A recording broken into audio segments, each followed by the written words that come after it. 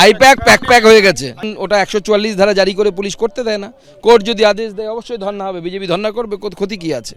কিন্তু I-PAC pack হয়ে গেছে, ওর আর নেই কিছু। আমরা দেখেছি গত 8 তারিখে যে ঘটনা ঘটেছে তার পরিপ্রেক্ষিতে অভিষেক বন্দ্যোপাধ্যায় একাধিকবার আইপ্যাকে ইডির তল্লাশি নিয়ে আক্রমণ শানিয়েছেন।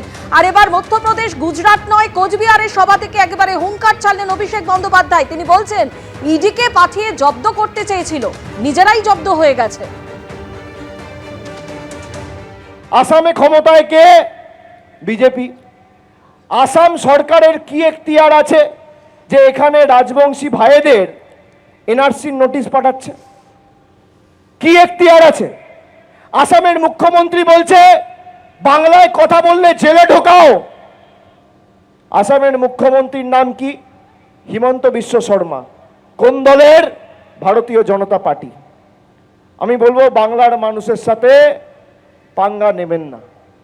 এটা মধ্যপ্রদেশ নয়, এটা গুজরাট নয়।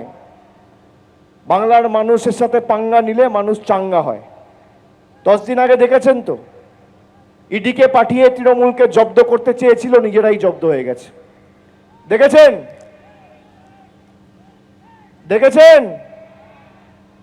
এটাকে তো আইনের ভাষায় ডাকাতিই বলে। তো পশ্চিমবঙ্গের মুখ্যমন্ত্রীকে এতদিন পর্যন্ত সবাই চোর চোর বলতো, প্রমোশন হয়েছে আজকে সংক্রান্তির দিনে তার এই প্রমোশনের জন্য চোর থেকে তিনি ডাকাত হয়েছে। ডাকাত আমরা ডাকাতরা নিয়ে মাঝে মাঝে বলতাম, কিন্তু অনেকে বলতো না ডাকাত বলাটা ঠিক না। কিন্তু আজকে ভারতবর্ষের একটি সংস্থাই বলছে যে মুখ্যমন্ত্রী ডাকাত, এবং কোর্টে যাচ্ছে বিষয়টা। কোর্ট দেখবে পুরোটা। আমাদের মহামান্য আদালতের উপর পূর্ণ বিশ্বাস আছে। আর দ্বিতীয় যেটা বলছেন যে ইডির বিরুদ্ধে যে এফআইআর হয়েছে তাতে স্থগিতাদেশের আবেদন জানিয়েছে, সেটা আইনই বলছে স্থগিতাদেশ হওয়ার কথা। নাহলে তো ইডি কোথায় তদন্তই করবে না, তাহলে ইডি সিবিআই তুলে দেওয়া উচিত, রাখাই উচিত না ইডি সিবিআই। রাজ্যের পুলিশ যা ইচ্ছে তাই করবে, কয়লা পাচার করবে, কয়লার টাকা ভাইপোর কাছে পৌঁছে দেবে গাড়িতে করে, পুলিশের গাড়িতে করে। আমরা তো সেই দৃশ্যও দেখেছি একসময়। একদিকে যখন আইপ্যাক কাণ্ডে সিবিআই চেয়ে সুপ্রিম কোর্টে ইডি, অন্যদিকে তদন্তে আরো জোর পুলিশে। আর এবার আইপ্যাকের অফিসের নিরাপত্তা রক্ষীদের বয়ান রেকর্ড হলো। মুখ্যমন্ত্রীর দায়ের করা দ্বিতীয় এফআইআর এর ভিত্তিতে জিজ্ঞাসাবাদও। 8ই জানুয়ারি কয়লা পাচার কাণ্ডে সল্টলেকে আইপ্যাকের অফিসে ইডি তল্লাশি চালাতে যায়। বৃহস্পতিবার তল্লাশির সময় কারা কারা এসেছিলেন জানতে চায় পুলিশ। প্রতীক জৈনের বাড়ির পর এবার অফিসের নিরাপত্তা রক্ষীদেরও জিজ্ঞাসাবাদ করল পুলিশ।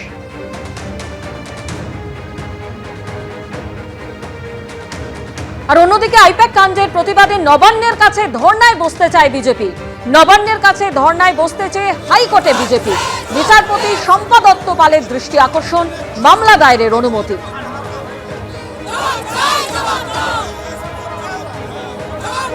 সহ 50 জন বিজেপি এমএলএ 15-16 দুটো অপশন পুলিশকে দিয়েছিলাম শান্তিপূর্ণ অবস্থানের জন্য। পুলিশ আমাদের অনুমতি দেয়নি, আমরা হাইকোর্টে গেছি। হাইকোর্ট আগামীকাল শুনে সিদ্ধান্ত নেবেন।